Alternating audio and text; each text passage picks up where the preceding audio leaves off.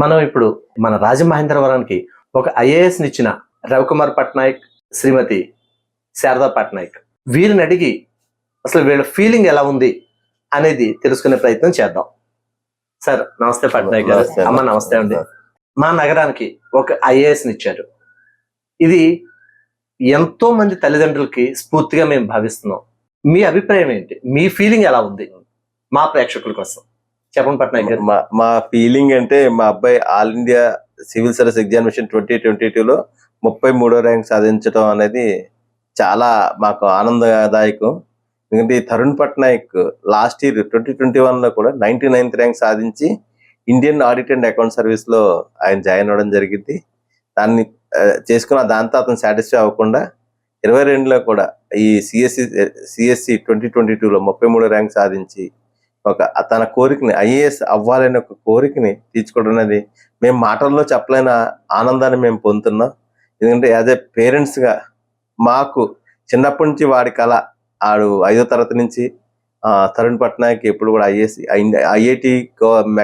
ఐఐటిలో mechanical engineering చేయాలి, at the same time all ఇండియాలో సివిల్ సర్వీసెస్లో ఐఏఎస్ సాధించాలని ఒక కోరికతో పట్టుదలతో ఉండేవాడు. అది వాడి కోరిక ఈరోజు ఫుల్ఫిల్ అయ్యేందుకు మాత్రం మేము చాలా ఆనందం పొందుతున్నాం. మీలాంటి తల్లిదండ్రులకి, అంటే వాళ్ళ పిల్లలు సక్సెస్ అవ్వాలని కోరుకునే తల్లిదండ్రులకి మీరు ఏ విధమైన సలహాలు ఇవ్వబోతున్నారు? సలహాలు ఇవ్వబోతుంటే చిన్నప్పటి నుంచి కూడా ఇప్పుడు చాలా మందికి సివిల్ సర్వీసెస్ క్రాక్ చేయాలంటే ఒక బ్యాక్గ్రౌండ్ ఉండాలి, లేకపోతే ఇది ఒక ఐఏఎస్ కొడుకు ఐఏఎస్ కొడతాడు, లేకపోతే ఏది ఉంటుందని చెప్తారు. అది నేను నమ్మను. ఎందుకంటే చిన్నప్పటి నుంచి పిల్లవాడికి మనం ఏం కావాలి అనే దాన్ని మనం బ్యాక్గ్రౌండ్ అనేది మనమే క్రియేట్ చేయాలి, ఎన్విరాన్మెంట్ క్రియేట్ చేయాలి. పిల్లవాడిని జనరల్ నాలెడ్జ్ ఇవ్వటం, పిల్లాడు చిన్నప్పటి నుంచి నెక్స్ట్ ఏంటంటే ఎన్విరాన్మెంట్ క్రియేట్ చేయటం. ఇప్పుడు సొసైటీలో ఐఏఎస్ ఆఫీసర్కి ఉన్న వాల్యూ ఏంటి, అసలు ఐఏఎస్ ఆఫీసర్ అయితే ఎలా ఉంటాడు, ప్యూన్ అయితే ఎలా ఉంటుంది, క్లర్క్ అయితే ఎలా ఉంటాడు అని చిన్నప్పటి నుంచి ప్రాక్టికల్గా చూపిస్తూ అతనికి ఇండివిజువాలిటీ ప్రతి విషయంలో జనరల్ నాలెడ్జ్ నేర్పిస్తూ ఇండివిజువాలిటీ ఇస్తే అది ఆ పిల్లాడు ఎదుగుదలకి బాగుంటుంది. పిల్లాడు ఆలోచన విధానం మనం క్రియేట్ చేయగలం, ఆలోచన విధానం క్రియేట్ చేయగలగాలి. పట్నాయక్ గారు మీరు చెప్పింది బాగానే ఉంది. ఒక ఐఏఎస్ కొడుకు ఐఏఎస్ కొట్టాలి, లేకపోతే వేరే వాళ్ళు కొట్టలేరు అనే దాన్ని బ్రేక్ చేస్తూ ఖచ్చితంగా సామాన్యుడు కూడా ఐఏఎస్ అవ్వచ్చు అనేది మీ అబ్బాయి ద్వారా మీరు నిరూపించారు. అయితే ఇక్కడ చాలా మందికి ఏంటంటే నాలెడ్జ్ పరంగా అంటే బయటకి ఎక్కడికి వెళ్ళాలి ఏంటి అనేది తెలియని పరిస్థితి. ఈరోజు ఎడ్యుకేషన్ సిస్టమ్ కూడా సరైన వే అనేది ప్రాపర్ వే అనేది చూపించట్లేదు. అసలు ఒక పిల్లలకి ఏదైనా డ్రీమ్ ఉంటే అది ఏ విధంగా ఫుల్ఫిల్ చేసుకోవచ్చు? ఇప్పుడు యాక్చువల్గా చెప్పాలంటే ఇప్పుడు మనం ఏదో కోచింగ్ సెంటర్లకి వాటికి మనం వెళ్ళాల్సిన అవసరం లేదండి. ఎందుకంటే మనం ఆల్మోస్ట్ ఇప్పుడు యూట్యూబ్ వచ్చేసింది. యూట్యూబ్లో కొడితే చాలా మంది టాపర్స్ ఇంటర్వ్యూలు ఉంటాయి. టాపర్స్ ఇంటర్వ్యూలు మనం చూపిస్తే సరే పిల్లలకి మనం ఒక 100 నుంచి 200 వీడియోలు ఉంటాయి. అందులో రోజుకు 2-3 సార్లు లేకపోతే ఆ పిల్లవాడికి ఎవరికైతే ఇంట్రెస్ట్ ఉందో పేరెంట్స్ ఈ టాపర్స్ ఇంటర్వ్యూలు చేయటం, వాళ్ళ మార్గం ఎలా చేశారు, క్రాక్ చేశారు, ఇలా కొన్ని అది చూపిస్తే దాని మీద వాళ్ళకి స్టడీ చేసుకుంటారు. అది ఎప్పుడు వస్తుందంటే మనం ఎప్పుడైతే ఈ పిల్లవాడికి ఇండివిజువాలిటీ మనం క్రియేట్ చేసామో, ఆలోచన శక్తి మనకు ఇది చేసామో, అప్పుడు ఆటోమేటిక్గా అతనికి దాని మీద ఒక అవగాహన వచ్చేస్తుంది. దాన్ని క్రియేట్ చేసి కోచింగ్ సెంటర్కి వెళ్ళక్కర్లేదు. మా బాబు అయితే ఏ విధమైన కోచింగ్ తీసుకోలేదు, అతను ఓన్గా ప్రిపేర్ చేసుకోండి మాత్రం. Fine sir. ఇప్పుడు ఖర్చు పరంగా కూడా సివిల్స్కి ఇటువంటి హైయర్ స్టడీస్కి విపరీతం ఖర్చు అవుతుందని ఒక ప్రచారం జరుగుతుంది. మరంత ఖర్చు సామాన్యులు పెట్టుకోలేరుగా. అదే ఇప్పుడు ఏంటంటే ఖర్చు గురించి అంటే కొంత అయితే పెట్టుకోవాలండి. ఏంటంటే పిల్లవాడిని మన ఇంటి దగ్గర ఉండి అయితే సివిల్ సర్వీస్ కొడతారంటే కొట్టచ్చు, కానీ ఎన్విరాన్మెంట్ ఇప్పుడు ఢిల్లీ లాంటి ఏరియాలో ఢిల్లీ లాంటి ఏరియాకి వెళ్ళమని చెప్తాను. ఎందుకని అంటే ఢిల్లీ లాంటి ఏరియాలో వెళ్తే ఇప్పుడు మన దగ్గర ఒక ఎగ్జామినేషన్ బుక్ దొరకాలి అంటే, లేకపోతే ఏదైనా ఒక పేపర్ దొరకాలంటే మనం ఆన్లైన్లో తెప్పించుకోవడం చేసుకోవాలి. అదే ఢిల్లీ లాంటి ఏరియాలో ఉన్నాం అనుకోండి, అక్కడే మార్కెట్లో ఈజీగా దొరుకుతుంది. దానికోసం ఇప్పుడు ఏంటంటే ఎంత ఖర్చు పెట్టాలంటే ఇప్పుడు మా అబ్బాయి ఉన్నాడు, మేము ఒక ఫ్లాట్ రెంట్ తీసుకుని ముగ్గురు ఉండేటట్టు ప్లాన్ చేసుకున్నాం. అది రెంట్ ఎక్కువ. అలాగే మా అబ్బాయి ఫ్రెండ్స్ కొంతమంది ఉన్నారు, పేయింగ్ గెస్ట్లు చాలా ఉన్నాయండి అక్కడ ఢిల్లీలో. మినిమం 10-15,000 పెట్టుకుంటే మంచిగా దొరుకుతుంది. అటువంటిది అంటే దీన్ని వాళ్ళు చూసుకొని మనం వెళ్ళొచ్చు. పెద్ద ఖర్చు గురించి కూడా మనం వెళ్ళచ్చు. కానీ ఒకటి మాత్రం మినిమం బేసిక్ రిక్వైర్మెంట్ అనేది 15,000-20,000 పిల్లవాడికి అయితే నెల ఖర్చు పెట్టాలండి మనం. అది కంపల్సరీ అండి.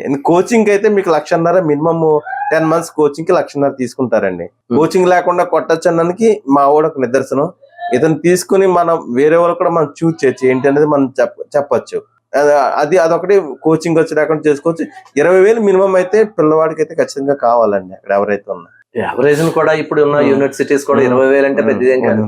అంటే పెద్ద ఎత్తున బయట సివిల్స్ కి వెళ్ళాలి, వాటికి వెళ్ళాలంటే భారీ స్థాయిలో ఖర్చులు అవుతాయి అనే ఒక ప్రచారం జరగడం వల్ల కూడా చాలా మంది వెళ్ళలేకపోవడం అనేది నా అభిప్రాయం. అంటే ఉందండి, నేను చెప్తున్నాను కదా, ఇప్పుడు ఒక్కొక్కరిని బట్టి ఇప్పుడు కొంతమంది ఉన్నారు 10,000 రూపాయల రూమ్ లో ఉండి చదువుకున్న వాళ్ళు ఉన్నారు. ఆ క్రాక్ చేసిన క్రాక్ చేసిన 2-3 వాళ్ళు కూడా ఉన్నారు. మా అబ్బాయి ఫ్రెండ్సే ఉన్నారు అక్కడ. అదే దాన్ని బట్టి ఉండదు. ఫస్ట్ ఆఫ్ ఆల్ ఏంటంటే పిల్లవాడి యొక్క దీని మీద ఆధారపడి ఉంటదండి, మొత్తం వాళ్ళ మైండ్ సెట్ మీద ఆధారపడి ఉంటదండి. అతను నేను వెళ్ళి 8% ఇది కొట్టాలనుకుంటే కొట్టి తెస్తారండి. దాన్ని మనం అది క్రియేట్ చేయాలి ఆ పిల్లలకి, అంతే. ఇంత ఖర్చు గురించి అయితే పెద్ద ఇష్యూ కాదండి ఈ రోజుల్లో. 20,000 25,000 అంటే పెద్ద ఇష్యూ కాదండి. శారదా పట్నాయక్ ఒక ఐఏఎస్ మదర్, ఒక తల్లిగా ఎంతో మందికి ఆదర్శంగా, ఎన్ని చెప్పినా సరే తల్లి మాత్రమే పిల్లల్ని ఒక విధంగా వెనకాల ఇన్స్పైర్ చేయగలుగుతుంది. అంటే అబ్బాయిలు కావచ్చు, అమ్మాయిలు కావచ్చు, ఎక్కువ తల్లి మీదే డిపెండ్ అవుతారు. మరి మీ అబ్బాయి రవికుమార్ పట్నాయక్ గారి మీద డిపెండ్ అవుతారా, మీ మీద డిపెండ్ అవుతారా? యాక్చువల్ గా అండి మాకు ఒక్కడే బాబు. మేము ముగ్గురు ఫ్యామిలీ, మమ్మీ డాడీ అలా కాకుండా ఒక ఫ్రెండ్స్ లాగే ఉంటామండి. ఎన్విరాన్మెంట్ చిన్నప్పటి నుంచి వాడికి ఇచ్చాము అనమాట. ఇండివిజువాలిటీ బాగా ఇచ్చామండి, ఎప్పుడు ప్రెషర్ పెట్టలేదు. అండ్ యాక్చువల్ గా బై ఛాన్స్ ఆడ లక్ ఏంటో ఫస్ట్ టైం మంచి ర్యాంక్ వచ్చింది, సెకండ్ టైం ఐఏఎస్ వచ్చింది. కానీ ఎప్పుడు ప్రెషర్ పెట్టలేదండి. మనం ప్రెషర్ పెట్టకుండా కొంచెం వాళ్ళ డిసిప్లిన్, డెడికేషన్ మనకు తెలిసిపోతుంది. సో వాళ్ళని అలా వదిలితే వాళ్ళు ఖచ్చితంగా రిజల్ట్ సర్ప్రైజ్ గానే ఉంటాయి. మనకి చాలా మంచి రిజల్ట్ ఇస్తారు పిల్లలు. పిల్లల్ని నమ్మాలండి ఫస్ట్. ఒక తల్లిగా ఎలా ఫీల్ అవుతున్నారు మీరు? చాలా, నాకు ఇది చాలా ప్రౌడ్ మూమెంట్. అసలు చాలా కష్టపడ్డాడు, నాకు తెలుసు ఎప్పటికైనా కొడతాడని. బట్ ఇంత షార్ట్ టైమ్ లో మాకు ఇంత రిజల్ట్ చేతిలో పెట్టిస్తాడని నేను అనుకోలేదు. చాలా హ్యాపీ అండి. Once again congrats madam. ఎందుకంటే ఈ రోజు మనం చూసుకున్నట్టయితే సొసైటీలో పిల్లలకి, మీరు ముందు చెప్పారు మేము ఒక పేరెంట్ లా కాకుండా ఫ్రెండ్స్ లా ఉన్నాం అని చెప్పేసి, ఫ్రెండ్స్ లా ఉండడం వల్ల కూడా వాళ్ళు దాన్ని అడ్వాంటేజ్ తీసుకుని చాలా ఇబ్బందులు పడే, లేకపోతే ఇబ్బందులకు గురి చేసే పరిస్థితులు మనం చూస్తున్నాం. అటువంటి మూమెంట్ లో ఒక ఫ్రెండ్స్ గా మీరుంటూ మీ ఫ్రెండ్ ని సక్సెస్ చేసినందుకు ఇక్కడ మీరు ఫ్రెండ్ ని సక్సెస్ చేసాను ఫీల్ అవుతున్నారా, ఒక మదర్ గా ఫీల్ అవుతున్నారా? ఫస్ట్ ఫీలింగ్ మదర్ గానే వస్తుందండి. మదర్ గా చాలా హ్యాపీ ఫీల్ అవుతాను. ఇందులో 2 విషయాలండి. పేరెంట్స్ కి ఏమీ తెలియదు అని పిల్లలు అనుకోకూడదు, పిల్లలకి ఏమి తెలియదు మనమే అన్ని చేయాలని పేరెంట్స్ కూడా అనుకోకూడదు. ఇద్దరు ఇప్పుడు పిల్లలు చాలా బాగుంటున్నారండి. ఇప్పుడు జనరేషన్ పిల్లలు మాకంటే ఎక్కువ నాలెడ్జ్ ఉంది, వాళ్ళకి చాలా అవేర్నెస్ ఉంది. సో వాళ్ళని మనం రెస్పెక్ట్ చేస్తే మన మీద రెస్పెక్ట్ పెరుగుతుంది ఆటోమేటిక్ గా. ప్రతి విషయం అంతా డిస్కస్ చేయడం, ఫిల్టర్స్ పెట్టేయమన్నమాట. ఈ విషయం మాట్లాడాలి, మా దగ్గర ఈ విషయం మాట్లాడకూడదు, అలా ఏమి ఉండదండి. ప్రతిదీ ఓపెన్ గా మాట్లాడుకుంటాం, ప్రతిదీ పించ్ టు పించ్ మాట్లాడుకుంటాం.